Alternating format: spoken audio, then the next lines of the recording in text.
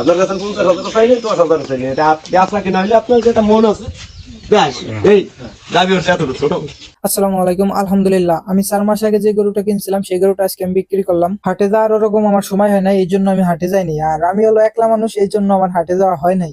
গরু যারা কেনে ব্যাপারী সে সম্পর্কে সে আমার কাকা হয়, তাদেরকে ফোন দিছিলাম, কাকা আমার একটা গরু বিক্রি করা লাগবে, তা আপনারা এসে দেখেন। তাই তারা আসছে, আসার পরে গরু দেখলো, দেখার পরে তাদের পছন্দ হইলো, পছন্দ হওয়ার পরে একটা দাম দর করা হইলো, তারপর একটা দাম বললাম, তারাও বললো, তারপরে গরুটা হইলো, বেচা কেনা হইলো। গরুটা আমার কিনা ছিল 40,500 টাকা দিয়া, আর আনা বাবদ খরচ ছিল আমার 1,000 টাকা। যাই হোক, 41,500 টাকা আমার আর কি খরচ, বাড়িতে মাতা না, টোটাল খরচ আমার 41,000 টাকা পড়লো গরুটার আর কি। এখন গরুটা আমি বিক্রি করলাম 64,000 টাকা। 65,000 টাকা চাইছিলাম, তারা 1,000 টাকা আবার রিয়েত রেখে দিছে, এই জন্য আমি 64,000 টাকা পাইছি। তারপরে আবার তাগো 300 টাকা দেওয়া লাগছে, তাতে আমি 63,700 টাকা আর কি মোট পাইছি টোটাল আমি। যাই হোক, যে টাকা আমি পাইছি আল্লাহর কাছে লাখ লাখ শুকরিয়া আদায় করি, আলহামদুলিল্লাহ। এখন আপনারা ভাবা পারেন ভাই কত টাকা লাভ হয়েছে। না ভাই, গরুর যে কয় টাকা খাওয়াইছি আমি টোটাল সেই সব টাকা হিসাব করবার গেলে আমার গরুতে বেশি টাকা লাভ হয় নাই। আর আমার 3টে গরু আমি একসাথে কিনছিলাম, একসাথে বলতে 1-5 করে কিনছিলাম, এই জন্য আমার 3টা গরুতে কয় টাকা আসবে সেই সব গরু না বেশি আমি বলতে পারবো না যে আমার কয় টাকা লাভ হইলো, কারণ যত খাবার আমি কিনি একসাথেই তো সব গরুরে খাওয়াই, এই জন্য ওই সব গরু না বেশি আমি বলতে পারবো না যে আমার কয় টাকা লাভ হইলো। আমার যে কয় টাকায় লাভ হোক তা নিয়ে আমার অতটা ভাবনা চিন্তা নাই, কারণ আমি সবসময় হালাল পথে থাকতে চাই। এই জন্য যে কয় টাকায় লাভ হোক আল্লাহর কাছে লাখ লাখ শুকরিয়া আদায় করি, আলহামদুলিল্লাহ।